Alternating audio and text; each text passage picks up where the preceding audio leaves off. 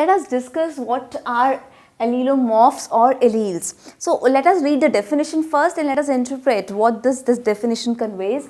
A pair of genes that control the two alternative expressions of the same character and have the same loci or sites in the homologous chromosomes.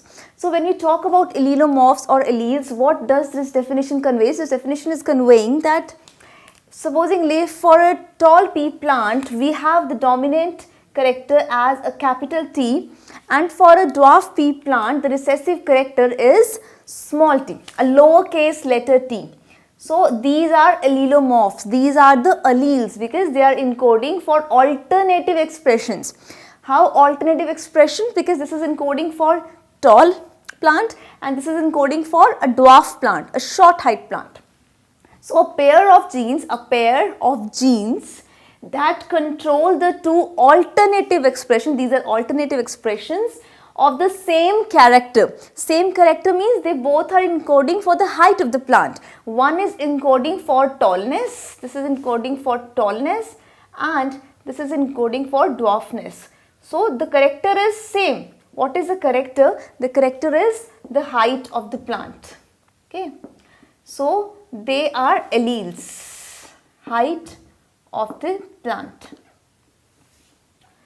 So the pair of genes that control the two alternative expressions like tallness and dwarfness of the same character, that is height of the plant, and have the same loci or sites in the homologous chromosomes. Now I hope that you remember what are homologous chromosomes. Supposingly we are here talking about a chromosome and this is another chromosome, and the locus or the site where this gene for tallness and the gene for dwarfness is present. I'll talk about here. This tallness and the dwarfness gene is present. The site is going to be the same in the homologous chromosomes. When they are going to encode for the same character and the gene encoding for that character is present on the same site, then these chromosomes are known as homologous chromosomes. They are known as homologous chromosomes. So remember, a pair of genes that control the two alternative expressions. Why alternative expressions? Means one is going to encode for tallness and the other encodes for dwarfness, means short height plant. This is going to encode for a plant which is going to have a height which is longer as compared to this, and this is encoding for dwarfness, means a plant which is going to have a short height. The same character is the height of the plant and have the same loci or sites in the homologous chromosomes. Means if the gene present on this chromosomes is at the same site, at the same locus on this chromosome, so this pair of chromosomes is known as homologous chromosomes. Why? Because the site of the presence of this gene and this gene which are encoding for the same character is same. So this pair of chromosomes is known as homologous chromosomes. Now this is what was the definition which was used earlier. Okay. Allelomorphs or alleles are a pair of genes that control the two alternative expressions. Now remember the word, that is alternative expressions of the same character and have the same loci or sites in the homologous chromosomes.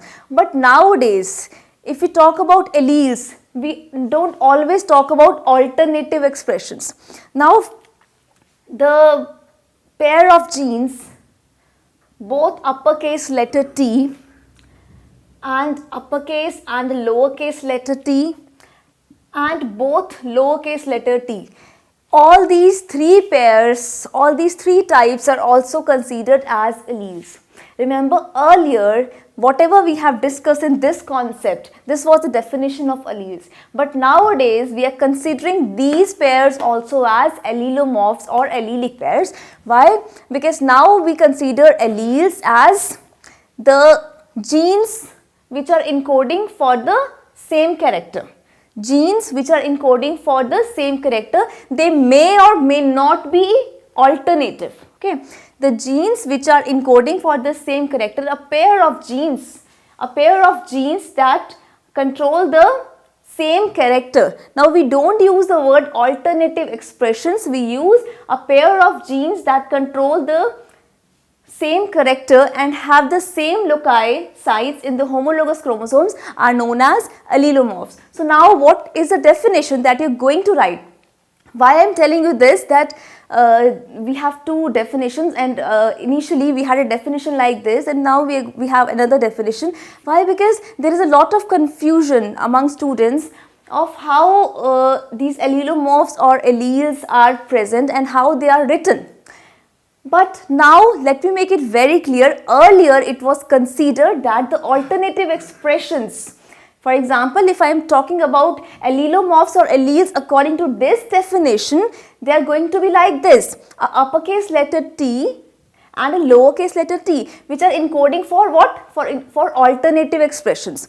But nowadays we don't use this word alternative expressions. Now we are calling all these pairs also as alleles. Okay, so a pair of genes that control the two alternative expressions is not there. The pair of genes that control, you can say, the same character and have same loci in the homologous chromosomes are known as allelomorphs or alleles. So these pairs are also considered as allelomorphs or alleles. Remember, a pair of genes that control same character and have the same loci or sites in the homologous chromosomes are considered as allelomorphs or alleles. So these are also alleles, remember. But according to the earlier definition, these were termed as, this pair was termed as allele. This is an example. You can talk about other examples also. For example, if we talk about round seeds and wrinkled seeds. So this dominant character is round seeds. So we have a uppercase letter R and a lowercase letter r. So earlier alleles were considered only this type of pair because it is going to encode for alternative expressions. This is for round seeds and this is for wrinkled seeds. But nowadays we consider these also as what? Alleles, allelic pairs, allelomorphs or alleles. Okay. So remember, I hope now this is very clear to you. What are alleles and allelomorphs? A pair of genes that control same character and have the same loci or sites in the homologous chromosomes are known as allelomorphs or alleles. You can give an example of these two, height of the plant or the round shape or the wrinkled shape of the seeds by this. Okay. So next we move on to, we have two types of alleles. We have dominant alleles or recessive alleles. Mendel called these as factors. So I have also written dominant allele or factor or recessive allele or recessive factor. So what is going to happen? You can make out from definition. Dominant allele or factor is that which can express itself in the presence as well as absence of recessive allele, and recessive allele or factor is the one which can express in the absence but not in the presence of dominant allele. So what do we mean by the statement? You all have studied the law of dominance, right? So what does that law of dominance conveys? This is what is meant by the first point. It can express itself in the presence as well as absence of its recessive allele. For example, we have talked about this dominant allele, that is for tallness, and this is a recessive allele, that is for dwarfness. So when the dominant allele is present, the phenotype means whatever you are going to observe from the outer appearance will be dominated by the dominant allele. So the plant is going to appear taller. Okay. So dominant allele is that allele which is going to express itself in the presence as well as absence of this recessive allele. Okay, this is a recessive one. Remember, we write the recessive allele in lowercase letter and we write the dominant allele in uppercase letter. So for this pair, the plant is going to have a height that is taller. It means we will have a taller plant. We will not see the characteristic of dwarfness. We will not see a short height plant. So remember, when this is the case, remember dominant allele is that allele which is going to express itself whether this is present or not present. Remember, if dominant is present, this is going to be expressed. This is not going to be expressed. Okay. Next, in case of recessive allele, if we have a recessive allele with a dominant allele, so this is not going to be expressed, means the plant is still going to have a tall height. Plant is going to be tall. Okay. So remember that this allelic pair, if it is there, the recessive allele is not going to express. It can only express when we have a pair like this. Okay, so it can express in the absence but not in the presence of dominant allele. If dominant allele will be present, it is not going to express itself. But if the dominant allele is absent, this is going to be expressed. Means now we will be having a plant which has short height, a short height plant. Next we move on to the second point of difference between these two. We have it codes for a complete functional polypeptide or enzyme that expresses it fully. It codes for incomplete non-functional polypeptide or enzyme which fails to express it in heterozygous condition. So this is the key point which tells you that why this dominant allele is going to express itself and why this recessive allele is not going to express itself. So the key point is, remember, for dominant allele, it codes for a complete functional polypeptide or enzyme that expresses it fully. Why it is going to be expressed? Here is the answer. Because this dominant allele encodes for a complete functional polypeptide in the form of an enzyme that expresses it fully.